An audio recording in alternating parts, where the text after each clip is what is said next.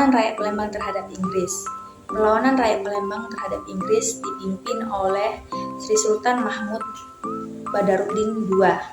Yang menjadi latar belakang perlawanan rakyat Palembang terhadap Inggris adalah Pulau Bangka merupakan salah satu wilayah kekuasaan Kesultanan Palembang yang kaya akan bahan tambang berupa timah. Oleh karena itu, bangsa Eropa khususnya Belanda dan Inggris sangat berambisi ingin menguasai Palembang. Sebelum Inggris memasuki Jawa, Sir Thomas Stamford Raffles melakukan pendekatan terhadap para penguasa di Indonesia guna mempercepat jatuhnya Belanda. Salah satu penguasa yang dianggap berpengaruh adalah Sultan Mahmud Badarudin II dari Kesultanan Palembang. Pada 3 Mei 1811, Raffles bahkan mengirim surat Kesultanan Palembang yang disertai dengan pengiriman persenjataan untuk keperluan mengusir Belanda.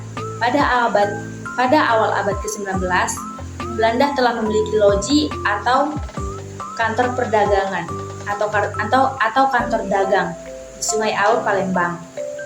Sultan Mahmud Badarudin II merespon bahwa Palembang tidak ingin terlibat dalam persaingan antara Inggris dan Belanda maupun bekerjasama dengan Belanda. Pada akhirnya, Palembang menjalin kerjasama dengan Inggris yang dirasa lebih menguntungkan.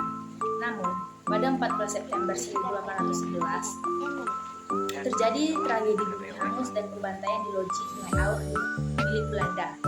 Akibat peristiwa tersebut, Belanda menuding Raffles biang keladinya. Sebaliknya, Raffles malah melepas tangan dan menuduh Sri Sultan Mahmud Badarudin II.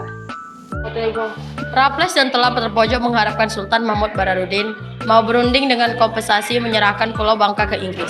Sultan Mahmud Badarudin tentu dengan tegas menolak permintaan Raffles.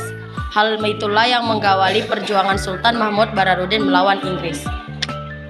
Penolakan Sultan Mahmud Badarudin membuat Raffles mengirim armada Inggris di bawah Robert R. Gillespie. Raffles beralasan ingin menghukum Sultan Mahmud Badarudin atas peristiwa di loji Sungai Aur. Ekspedisi Gillespie tiba di muara sungai Musi pada loji Sungai Air.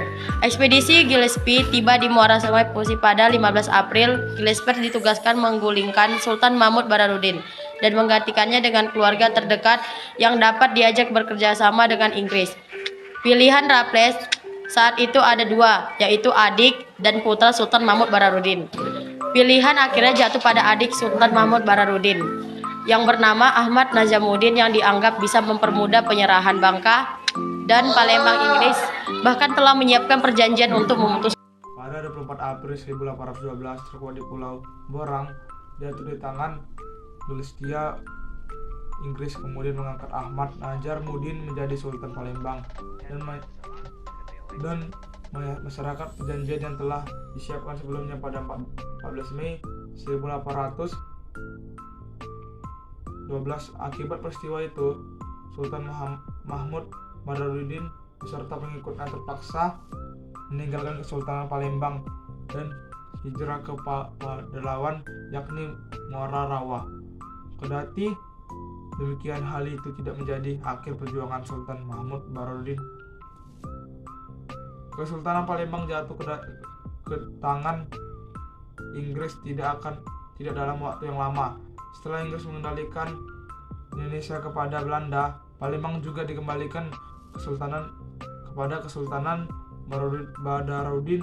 Sultan Mahmud Badarudin kembali tampil sebagai tokoh perlawanan rakyat Palembang terhadap Belanda hingga berujung pada